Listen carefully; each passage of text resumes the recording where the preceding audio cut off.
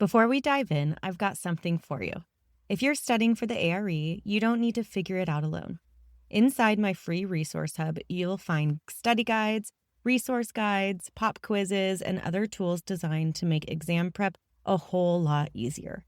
Head to dci.beyoungdesign.com/resources or check the link in the show notes to grab it now. It's completely free. All right, enjoy the show. Welcome to our ARE Practice Management Series. Hey, how you doing? I'm Bryn Young, and today let's get into important knowledge that's needed for running an architecture firm. There's a reason why we start off the ARE with these practice management topics. It's because as architects, we want to understand how to run a firm. So as you're going through this content and even this episode itself, think of it as if you are going to be running a firm one day. Even if that's maybe not in your 5-10-year goal, if you look at it that way, it's a lot easier to understand and to retain. So go into it with that understanding. This episode specifically is going to be focusing on business organization. This is a critical part of practice management because we need to understand the various business structures available and how those impact a firm's success and also sustainability. So we're going to dive into the different business structures like sole proprietorships, partnerships, corporations, and that sort of thing so that you understand when one is beneficial, what the risks are, so all that good stuff so you can one day make an informed decision for your architecture practice and also pass your exams. So the first part let's dive into is basically just the importance of business organization. Why are we even talking about this? We need to understand why this is so critical.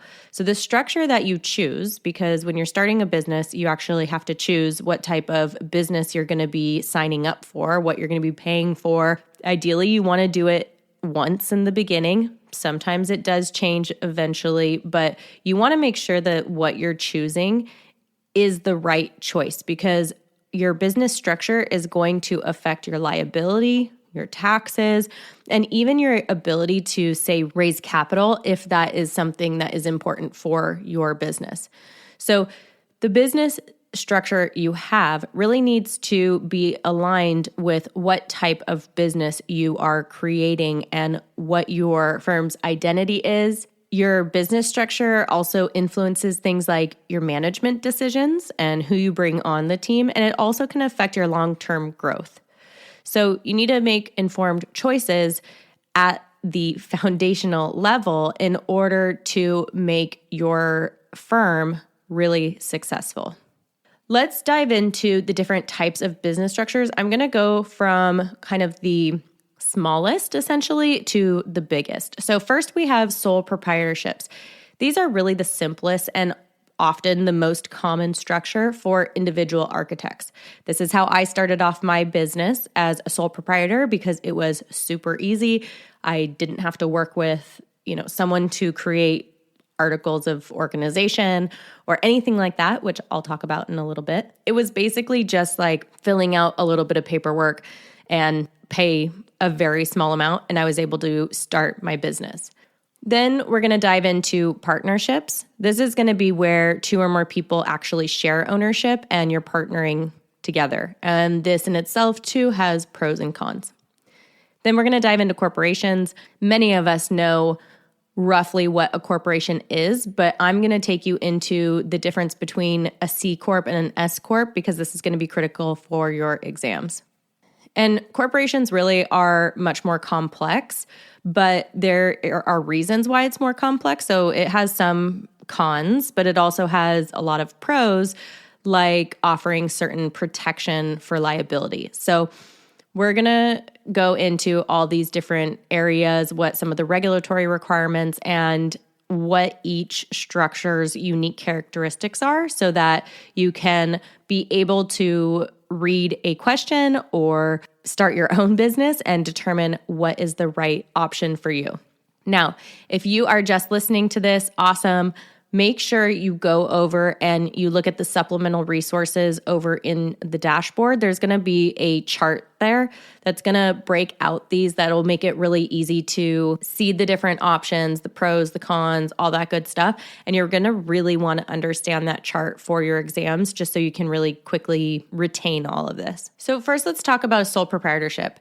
The setup is really easy for this. Like I said, when I was setting up my business, it was basically just filling out some paperwork.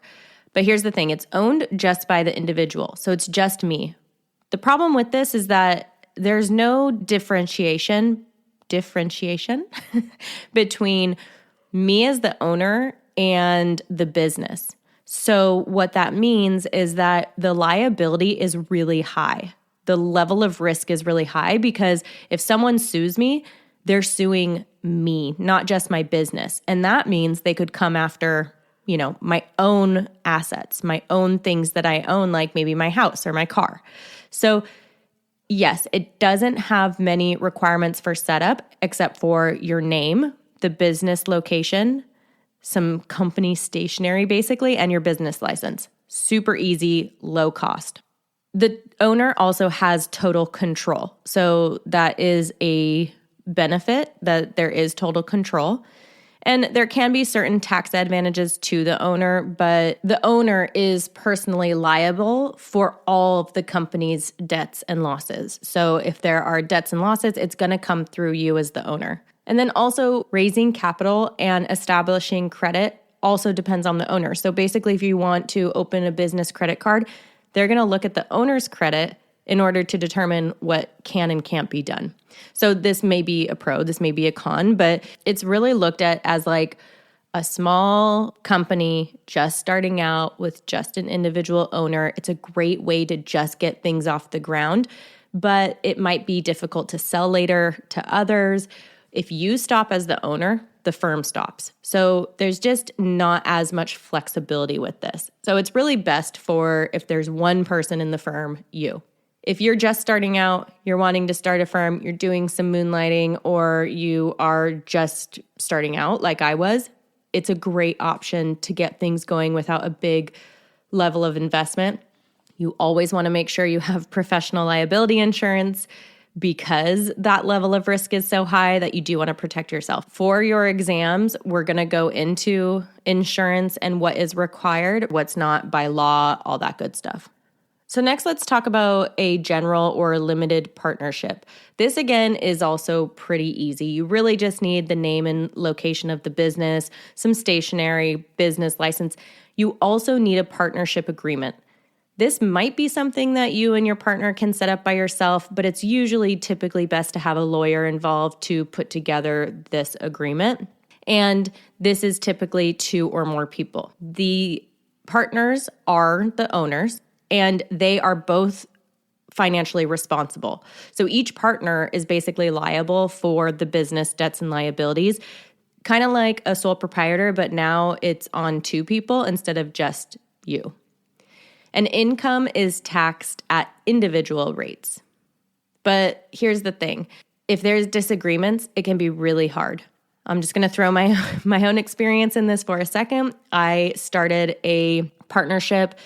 It wasn't in architecture. It was a different company. And it was with there was multiple owners. And it was much more complex working with other equal part owners. If there are decisions to be made, if there's disagreements, it just makes it more complicated. So it doesn't mean it can't be done, but it does mean that you really want to make sure you know who you're getting in a partnership with. The liability can be high, but it's more medium to high depending on the partners and the agreement. Again, it's not all just on you, so that level of risk is a little bit lower, but it still can be really high because each partner is still liable for those debts. Okay, let's talk about the 2 corporations, the C Corp and the S Corp. Setting these up is a bit more difficult. It's much more complicated. You typically need a lawyer present. It's much more expensive, but there's benefits to it too. So it is more difficult to set up. It is owned by the shareholders, And the financially responsible parties, it's independent of the shareholders. So that basically means that it's like the business has those liabilities, not necessarily the owners. So where a partnership and a sole proprietorship, it's the owner who has the liabilities. The owner's not really separate from the business. But in the corporations, it's like the corporation's its own thing. It's independent of its shareholders. And what this is can be a pro because your personal assets aren't at risk.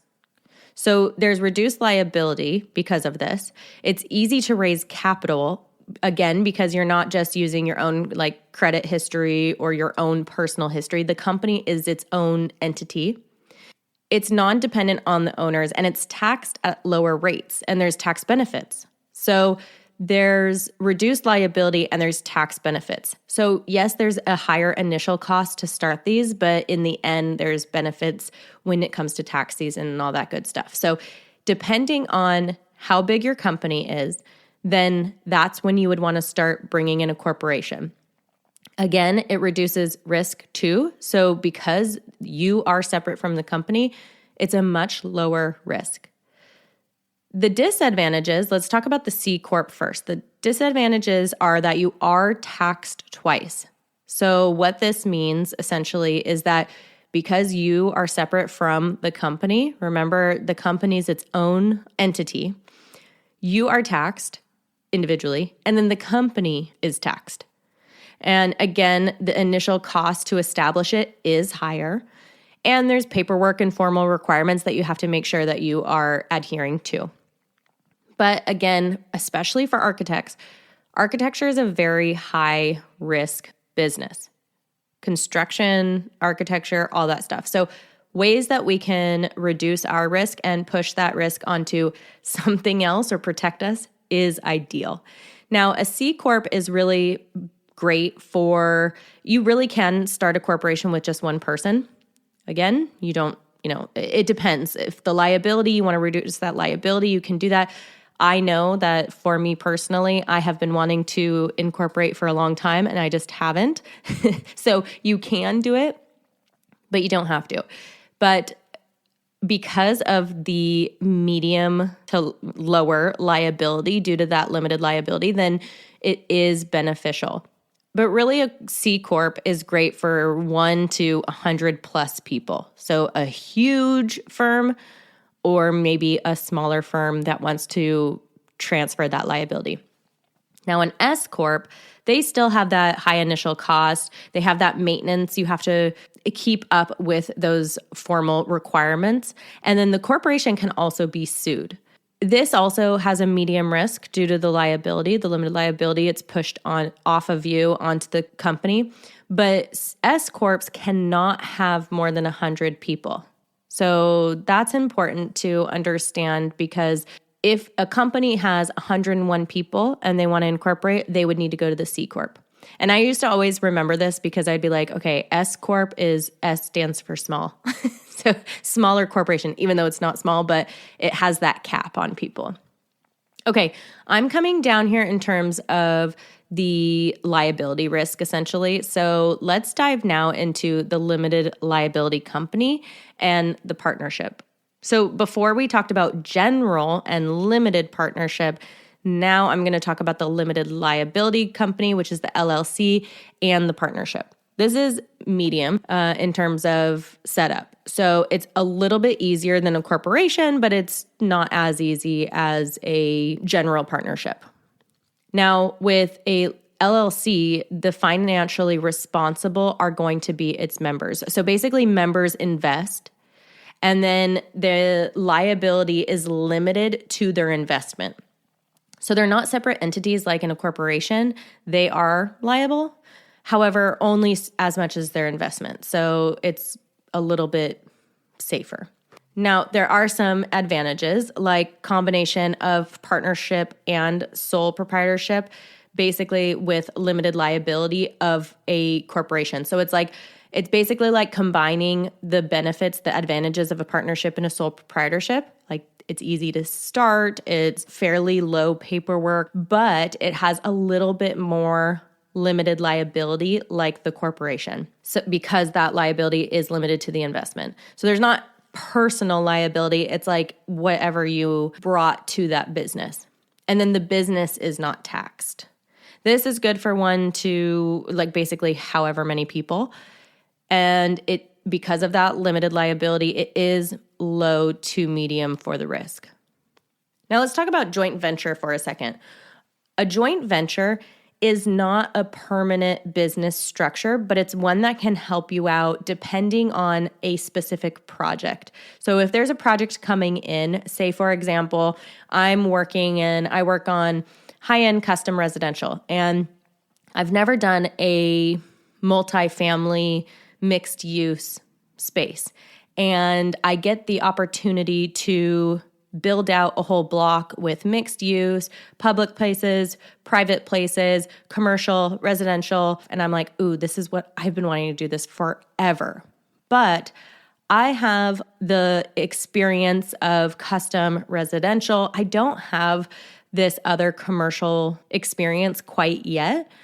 Maybe I could temporarily join ventures with another firm who has this experience so we can both benefit. So they can benefit from the work, and then also I can benefit from that experience, because really as architects, we want to make sure that we are making the right choice, not just for a portfolio or what we think would be cool, but what would benefit our company, but also benefit the client and make sure that we're reducing risk and keeping everyone healthy and safe.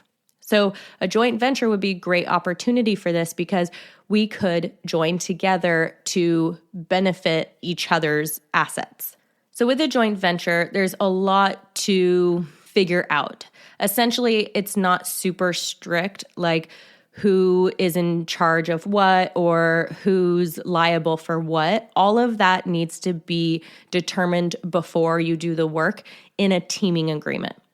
So a teaming agreement, this is also called a memorandum of understanding. And that's really, you can memorize understanding, memorandum of understanding. We need to understand what our roles and responsibilities are before we get into this. We need to make sure that we have a clear understanding of, if I'm bringing you in, how much are you liable, or how much am I liable, and what are the risks, and who's financially responsible for what, and all of that will be dependent on that teaming agreement. The advantages of that, like I mentioned, is it benefits a firm when they want to work on a project that they don't have experience on yet. And the company can't be sued. So that is huge too.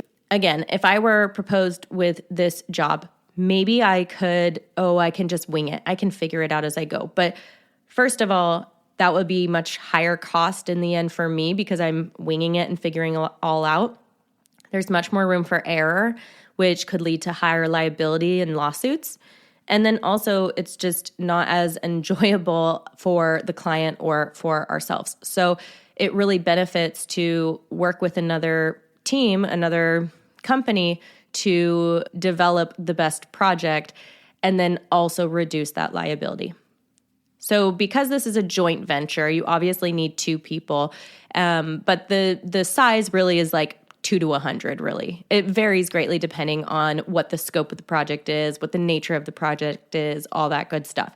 And again, all of this will be detailed in that memorandum of understanding, aka the teaming agreement. So remember that we need to understand what this agreement is, what this team looks like during this joint venture. Real quick, I'm just going to break that down. Again, go to download the little cheat sheet that you have but you really do want to understand what the differences of these are, what the advantages of them are, what the disadvantages of them are, to make sure that you're making the right choice for you and your client and your future clients.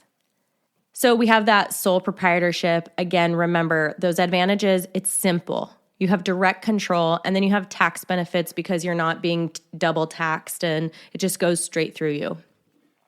The disadvantages are there is unlimited personal liability. Say someone wants to sue you for $100,000 and you don't have any professional liability insurance. That $100,000 is going to come from whatever assets you have. It's going to come from you personally. So especially if you have a family or you have other people involved in what those assets are, you want to make sure you're protecting yourself. The other disadvantages are possibly capital raising challenges or credit card, gaining that capital and credit.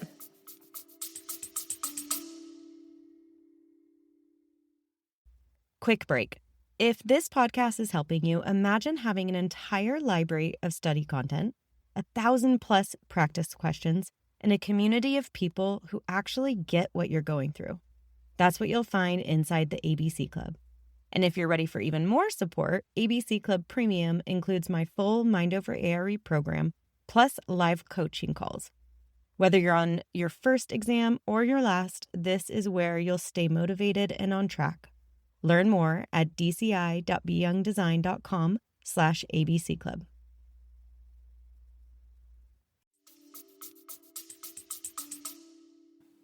And then the business continuity issues. Depending on where you see the business, yes, you can sell a sole proprietor. It means that there is more disadvantages with that business continuing without your full involvement. Okay, and then there's partnerships. When I went through the chart, I did talk about a couple different types of partnerships, but I'm just going to talk about overall the partnership. So there's the general limited LLP, limited liability partnership. And the advantages are shared financial commitment and resource pooling. So it's not just all heavily relied on you. But what the disadvantages is there is joint liability, which can also be a little bit of a liability or be an advantage because it's not a sole liability, it's a joint. But obviously that's a disadvantage too over, say, a corporation. There's conflict potential, which is not ideal. You really want to make sure you're getting in bed with someone who you trust. And then shared decision-making. And shared decision-making could seem like an advantage because you're working with multiple people, getting multiple brains on the thing. But shared decision-making can also be really hard. I don't know what business book I read this or if it was in business school. I don't know, but I remember always being told, I think it was a professor at one point who said, if you get into a partnership, you never split it directly equal. Even if you are equal, then you make sure that one of you is at 51% and one of you is at 49% because legally the person with the majority has the last say. And if you have two equal partners, it can be really, really difficult. Coming up with even those percentages when you're working with a partner can be difficult too. But that shared decision-making can be definitely a disadvantage in a partnership. Okay, and then we have our corporations. Remember, we have the C Corp and the S Corp.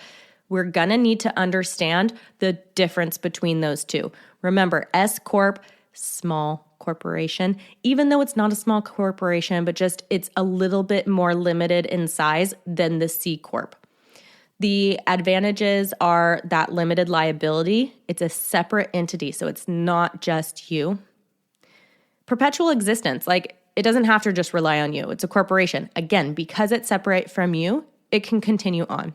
And you can transfer that ownership, or you can hand it off without you having to be constantly there or have to figure it all out or the company dies. And then the disadvantages, that complex regulations, you really do need to have a lawyer who is going to be able to tell you exactly what you need, when you need it. The potential double taxation for C Corps. So remember, the C Corp's the bigger corporation. There is possibility, likely, for that double taxation, you as the individual plus the company in itself.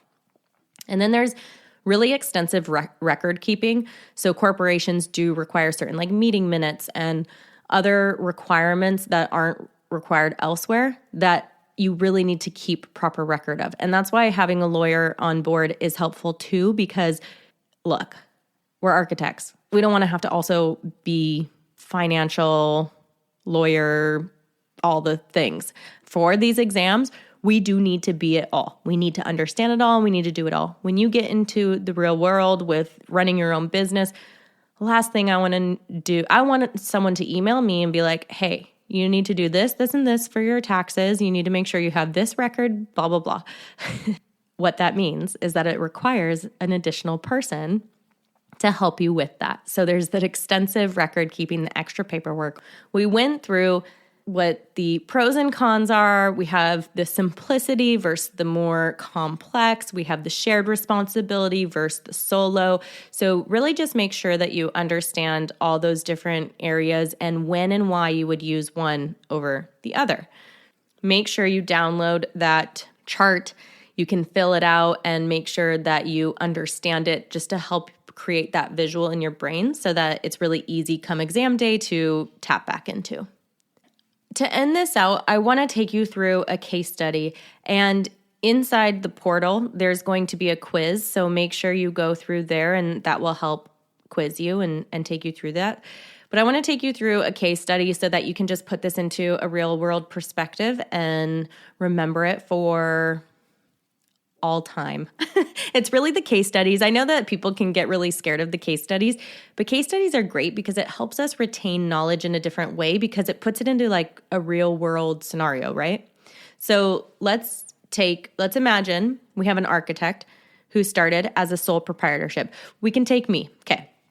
I started as a sole proprietor, but the firm is growing and I'm considering shifting to a corporation. Let's go into what the challenges would be for this, what my decision-making process is going to be, and what the outcome is. And this will help provide insight into that real-world application, and maybe this will kick my butt into actually incorporating. Okay, so imagine this. It's 2017. Actually, no. I started my company in 2015. It's 2015. I'm signing up, I'm getting my business license, I've got my name, I got my logo, and I'm going online and I'm filling out the paperwork for sole proprietorship. Literally done by that night, easy peasy. My firm, Be Young Design, specializes in high-end custom residential architecture along the coast in San Diego. And over the last 8 or so years, the firm has grown, getting popular, amazing, hitting the dream jobs that I want, but also segueing into other parts of business. And I'm needing more help. So I'm bringing on teams, I'm bringing on more people. And as I'm being faced with increasing demands and opportunities, which is amazing, it's leading me to consider restructuring my business. So here's some initial challenges that I face. First of all, the liability concerns.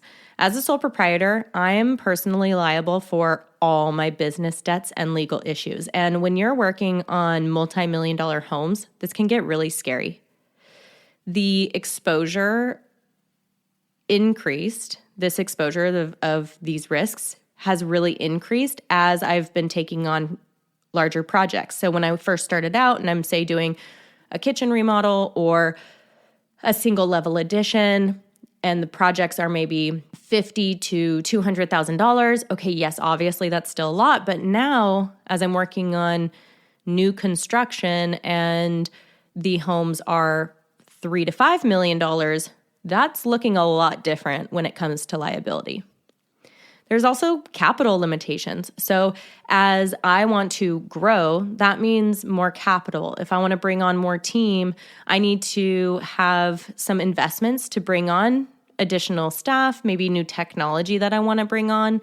But as a sole proprietor, there's really only so much that I can do. It's a little bit more challenging when it comes to raising that capital. And then even the continuity of my business. Having this firm rely completely on me really makes it vulnerable in case there's, say, a personal emergency. Like, say something happens and I get sick, or something happens with who knows, and I need to do something different. Like, the business is much more vulnerable because it's solely relying on me. Let's go through the decision-making process that I'm mulling over. First of all, consultation. So I want to make sure that I'm consulting with a business advisor and an attorney to understand what my options are. I have mentors that I can speak with to determine what the pros and cons are, and then also attorney to discover, okay, what is this going to cost? What is the best route? What are my options? And then I'm going to research. So I've researched different business structures, and because of where the business is going, I really want to focus on liability protection, tax implications, and then the growth potential. And then I need to evaluate. So I'm going to evaluate the benefits of forming a corporation, including limited personal liability, easier access to capital, and then also that perpetual existence without me having to physically be there. After I have done all this, I've determined that yes, it makes a lot of sense to switch to a corporation over sole proprietorship.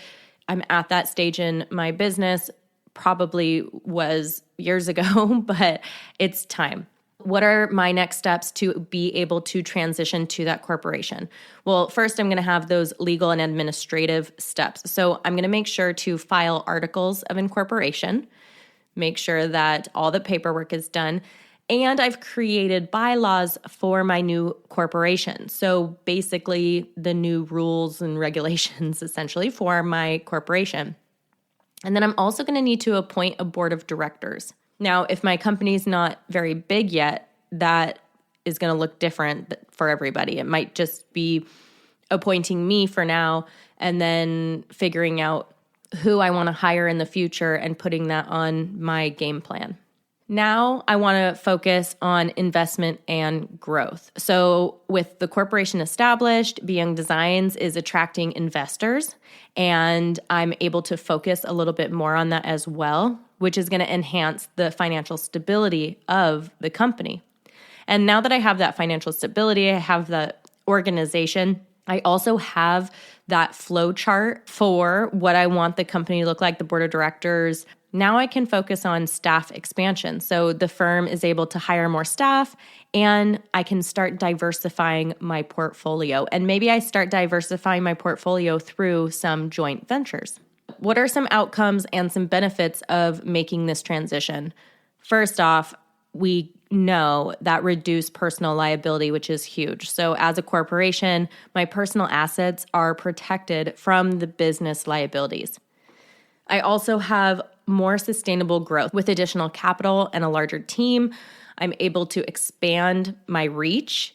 I'm able to take on more projects, more extensive projects, and then also brand enhancement.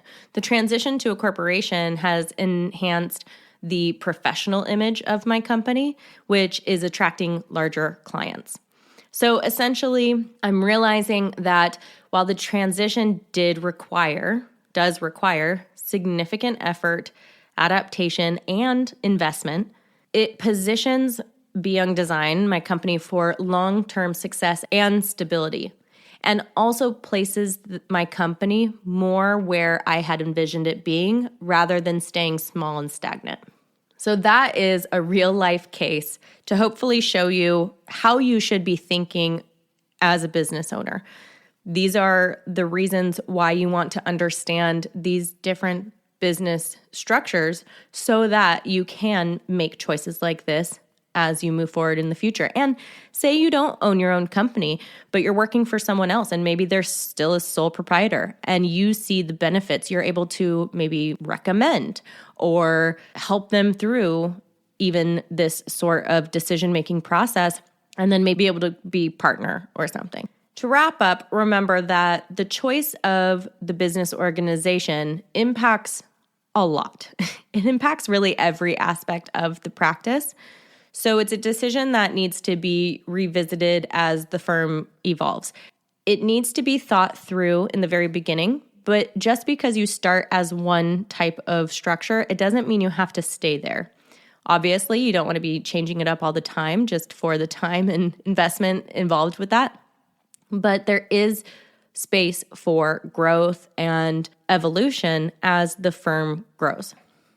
Thank you all for being here, and I hope that you enjoyed this. Again, make sure you go onto the dashboard to download any supplemental information, take the quiz, all that good stuff. And then on the next episode, we're going to explore office organization. So we're going to go a little bit more detailed inside the office, which is, again, another critical component of practice management. Also, if you have any questions about any of this, leave a comment on our community and we can work together to support you. In the meantime, I'll see you in the next episode.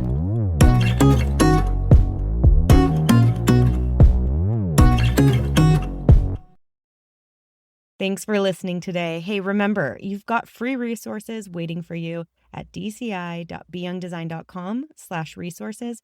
And when you're ready for deeper support and to come hang out with us, join us inside the ABC Club and ABC Club Premium, where you are going to get the help you need to pass your exam and actually enjoy the process. So don't let another week go by without moving forward. Take action. You got this. Check the links in the show notes and join us inside the club.